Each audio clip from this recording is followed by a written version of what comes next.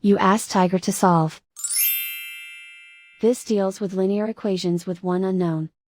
The final result is x equals -5. Let's solve it step by step. Group all x terms on the left side of the equation. Subtract 4x from both sides. Group like terms. Simplify the arithmetic. Group like terms. Simplify the arithmetic. Group all constants on the right side of the equation. Add 2 to both sides. Simplify the arithmetic.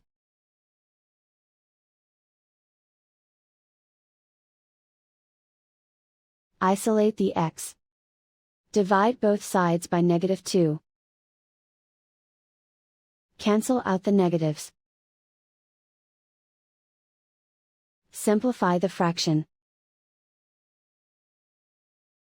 Move the negative sign from the denominator to the numerator. Find the greatest common factor of the numerator and denominator. Factor out and cancel the greatest common factor.